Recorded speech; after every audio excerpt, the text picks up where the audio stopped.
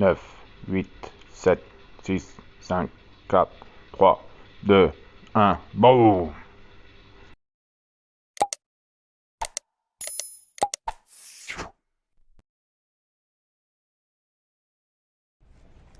Salut tout le monde. Alors j'ai eu une panne sur le Cherokee et je me suis dit pourquoi pas faire une petite vidéo explicative de la panne et de sa résolution.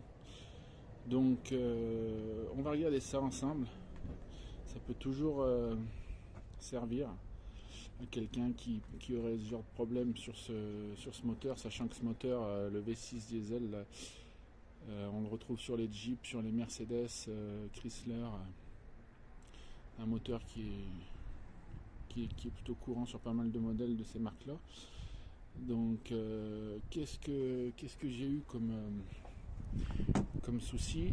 Tout simplement, je roulais et tout d'un coup, j'ai eu un voyant. J'ai eu un voyant qui s'est mis, en fait, et tout de suite après, j'ai eu une perte de puissance. Donc, voilà, on va regarder. Donc, quand on remet la voiture en route, il ne s'affiche pas tout de suite. En fait, bon, on a le voyeur moteur qui lui ne s'efface plus dû au défaut. Donc ça, on l'effacera à la fin avec la valise. Ça, c'est pas un souci. Simplement, donc le défaut, c'est en fait, vous allez le voir, vous allez le voir apparaître ici dans un petit moment. En fait, c'est le swirl. Donc le swirl, qu'est-ce que c'est? C'est un moteur électrique qui est placé sous le turbo et qui gère l'ouverture de volets, de petits volets dans l'admission.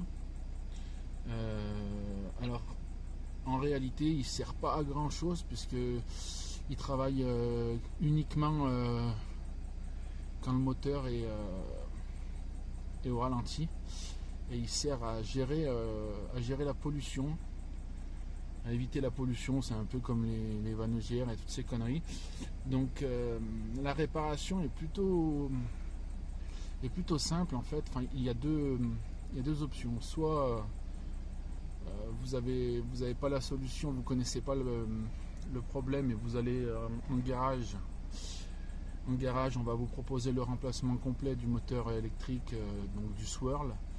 Ça va vous coûter un bon billet de 1000 euros, je pense, à peu près. Soit vous avez la deuxième solution, c'est de shunter ce moteur à l'aide d'une prise spéciale, en fait, c'est une résistance toute simple. On va venir brancher à la place du moteur, qui va donc le shunter et nous résoudre le problème, et on retrouvera toute notre puissance. Donc là, pour le moment, les symptômes sont qu'en roulant, en fait, on ne peut pas dépasser les 2000 tours minute. Du coup, on n'a pas de turbo, on n'a pas de puissance, on est en quelque sorte en mode dégradé, quoi. Donc voilà, j'ai mis 2-3 coups de gaz et du coup, on voit bien le défaut qui apparaît là. Donc c'est cette espèce d'éclair rouge là qui clignote et qui va vous brider donc l'accélérateur. Voilà. Là, je suis pied plancher, je peux pas accélérer plus. En fait, ça régule autour de 2000 tours, quoi. Voilà. Donc, je vous imaginez pas pour rouler. Du coup, vous avez aucune puissance. Donc, c'est pas du tout agréable. Et puis bon, c'est pas bon non plus, de toute manière. Voilà. Donc, on va regarder ensemble, si vous le voulez bien, comment résoudre simplement ce problème. Donc on se retrouve dans le moteur.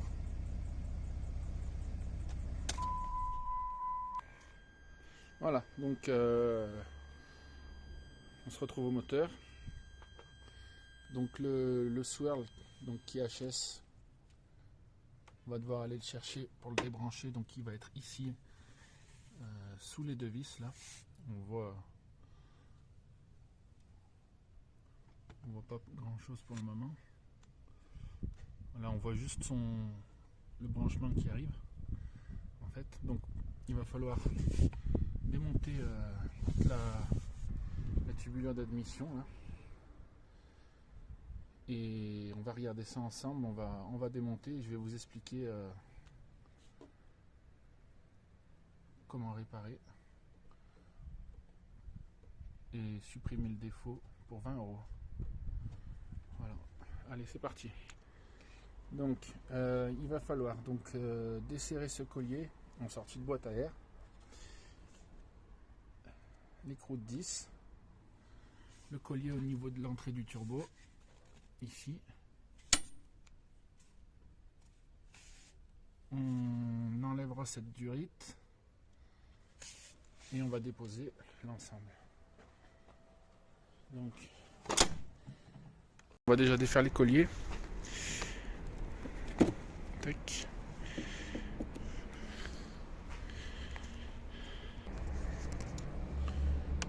Jusque là, bon, rien de bien compliqué. Hein.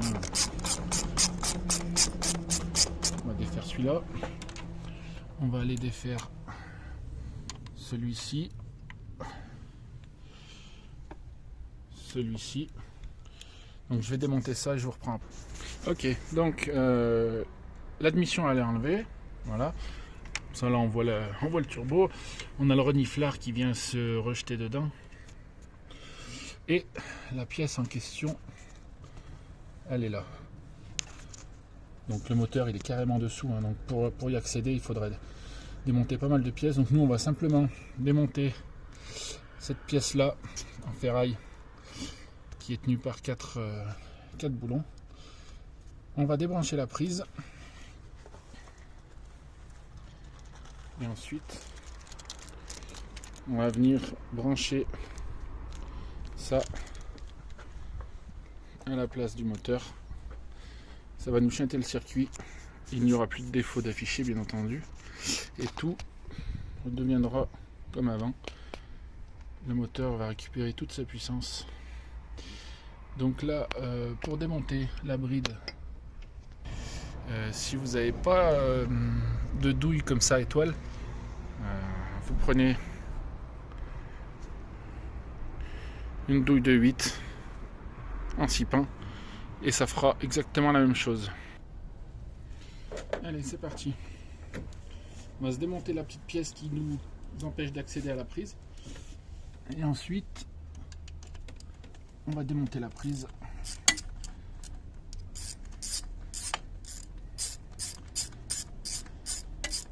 Donc souvent cette panne est causée par le fait que à l'entrée du turbo, étant donné qu'il y a la durite du reniflard d'huile qui vient se brancher dessus, donc le retour d'huile se fait par là, et souvent les joints quand ils sont d'origine ne sont pas de très bonne qualité, et il y a de l'huile qui arrive à passer entre le turbo et la durite et qui tombe en dessous en fait, et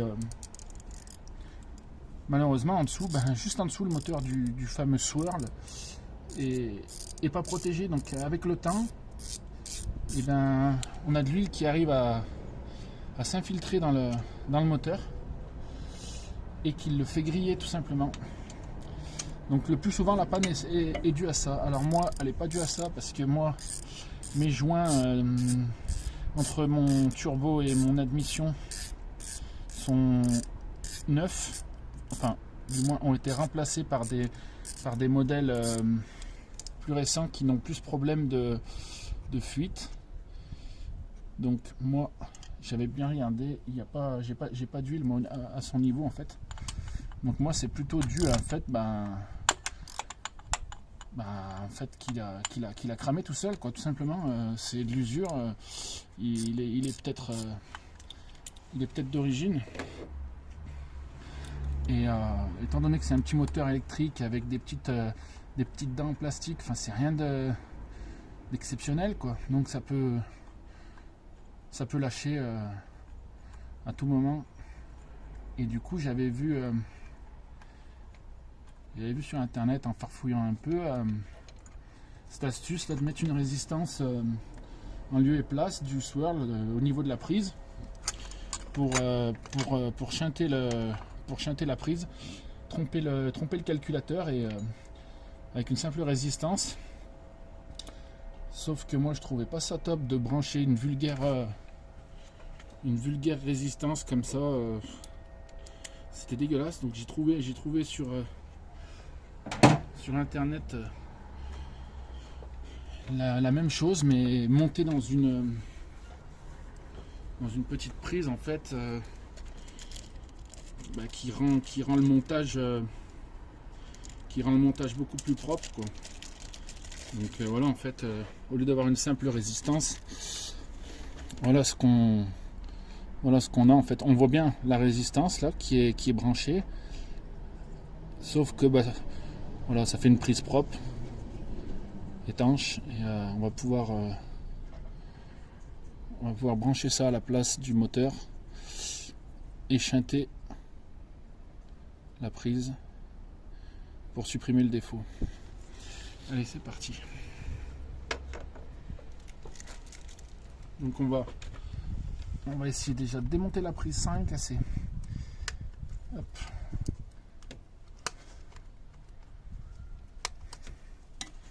C'est pas simple parce qu'elle a un système de verrouillage qui est assez merdique. Et on n'ose pas trop en plus le tirer dessus. Mais bon, voilà. Donc, je sais pas si vous y voyez comme j'ai posé la caméra. On va essayer de regarder un peu plus de plus près. Donc on a la prise qui est ici en fait, voilà, tac, tout simplement. Et en fait, pour chanter l'appareil, il faut venir brancher une résistance au niveau des deux prises du milieu. Donc il y en a qui font simplement, qui mettent la résistance là, tout moche avec un bout de scotch et puis qui reposent ça et c'est fini. Donc c'est pour ça que moi j'ai préféré trouver ce système de petites prises qui pour moi me paraît quand même ça fait un montage plus propre, quoi. Donc je vais brancher la prise et ensuite je vous reprends. Voilà, donc une fois la prise branchée, voilà ce qu'on obtient. Et le swirl en fait il est là-dessous. Donc il a son branchement qui est là. Et c'est tout un bloc qui est dessous en fait. Donc nous on met ça à la place. Il va suffire de caser ça dans un coin.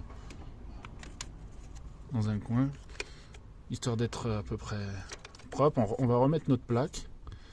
On rebranche. Et on fait un essai. Allez, je vous reprends après. A few moments later. Ok. Donc on a remis la pâte à sa place. La prise, je l'ai positionnée le long comme ça, histoire qu'elle ne gêne pas pour mettre l'admission. Et du coup, on va remonter l'admission, on va tout resserrer propre. On va faire un test, voir si le voyant réapparaît ou pas. Et si c'est tout bon, on mettra un coup de valise diagnostic pour effacer le voyant moteur. Et puis, on sera bon, hein. Allez, on remonte l'admission.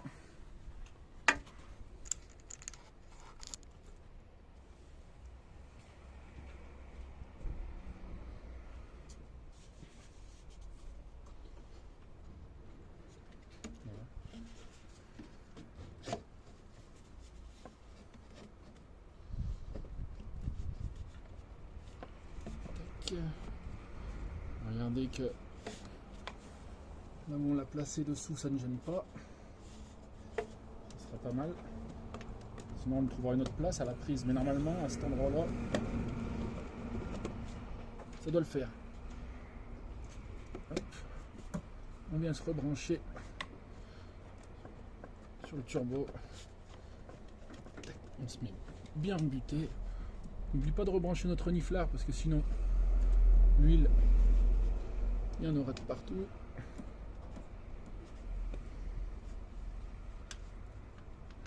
Voilà. On resserre nos colliers. Collier du turbo. Et là, logiquement, il ne devrait plus avoir de problème. Donc on va faire un essai, on va faire tourner un peu le moteur, accélérer, voir si le voyant revient ou pas. Logiquement, il ne devrait pas revenir.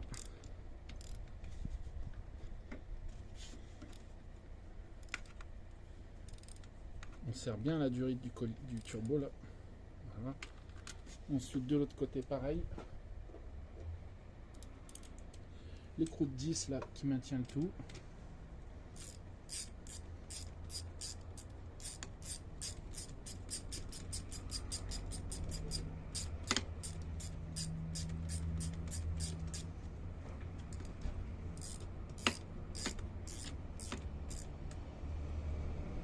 Hop.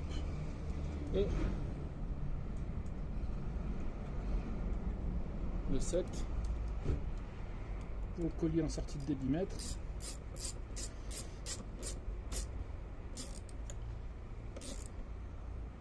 Voilà.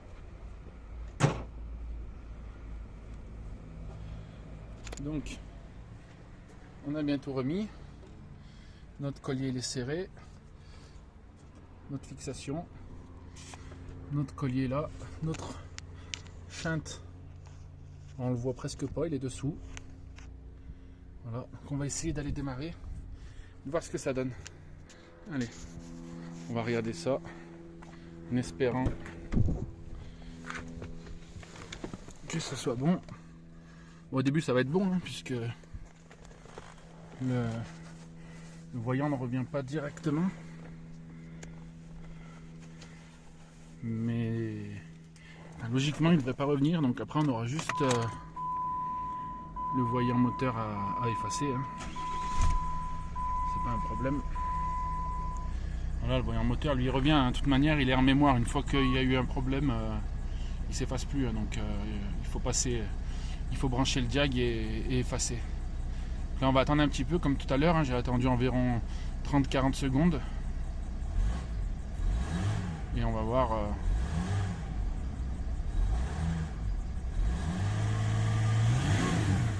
là déjà on voit que pour le moment il dépasse les 2000. Maintenant on va pas trop lui tirer dessus non plus parce qu'il est froid, donc on va attendre 5 minutes et on va voir. 2000 years later. Ok, donc je viens de faire un tout petit test routier qui s'avère être concluant. Le voyant n'est pas revenu, j'ai toute la patate, donc je pense que tout est bon. On va brancher la valise diagnostic, regarder un peu ce que ça nous dit, effacer ce voyant moteur et puis bah on est tranquille. Et au lieu d'aller chez Jeep ou Mercedes ou dans un garage et débourser 1000 balles pour nous changer ce fameux swirl là, ce moteur électrique qui sert à rien et qui va reclaquer peut-être dans 10 000, pour 20 € il est shunté et on est tranquille pour tout le temps. Allez, on va chercher la valise et on regarde ça.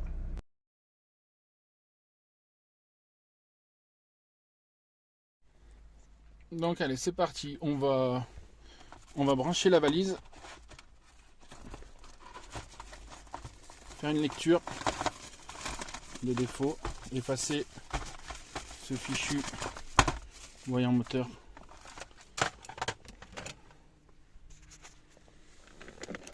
Et on sera tranquille.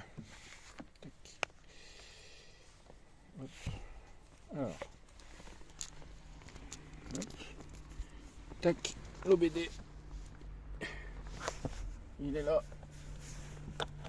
Hop, on branche.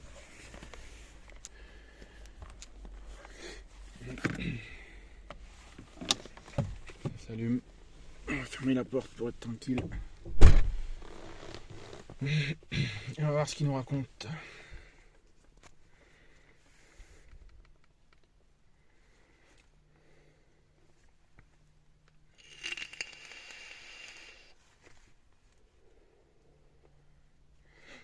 En tout cas, le test routier s'est avéré concluant. J'ai retrouvé vraiment toute la patate et le voyant n'est pas revenu. D'habitude, je faisais 10 mètres et il revenait directement. Donc on va lancer une analyse rapide. Donc, on va mettre le contact. Ça sera mieux.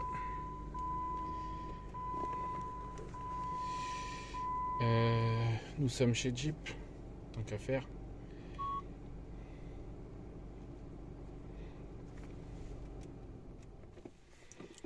On va voir voir ce qu'il nous dit.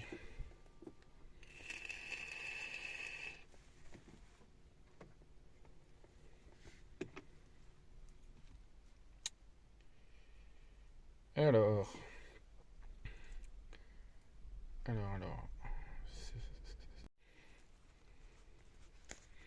C'est bon. Donc là, on est connecté à la voiture. On est en allumage. Donc, ok. Ok. Lire les codes défauts.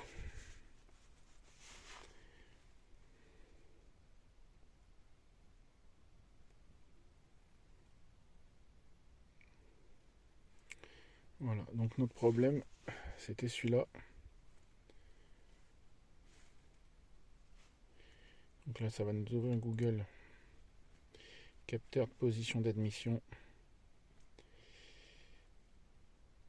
Voilà, donc, on s'en fout, hein. De toute façon, on va pas s'embêter avec ça. On va regarder ça. Je pense que c'est un rapport au fait que ça, vu qu'on a débranché, ça nous met un défaut. Je suppose. Non. Ok, donc c'est que c'est relié. Donc ça c'est les défauts qu'on a en mémoire, hein. C'est pas les défauts qu'on a actuellement. Donc, on va essayer de lire les données réelles, voir ce que ça nous dit. DTC.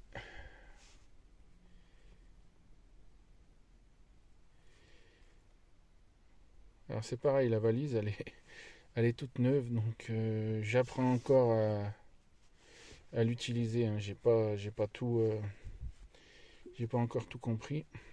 Donc là, j'ai fait de la merde. D'accord, donc ça enregistre des données dans le cul, on s'en fout. Tac. Donc ça, on s'en fout. On va plutôt faire ça. Désirez-vous effacer? Il va effacer l'information diagnostique relative à des émissions. Moteur off et clé sur on. On y est. Les DTC ont été dégagés. Ok. Ensuite, résultat d'essai, c'est bon. Ok, donc là, session terminée. Et on va regarder ça. On va voir si le défaut est pas. Voilà, donc j'avais coupé la vidéo, mais bon, c'est pas bien grave, vous n'avez pas raté grand chose. Ça m'a demandé de couper le contact et de remettre en route. Chose que j'ai faite. Donc là, je suis en route. Bon, capot ouvert, c'est normal, il est ouvert. Par contre, il n'y a plus aucun voyant, à part la ceinture, mais c'est normal parce qu'elle n'est pas attachée. Mais tout est effacé.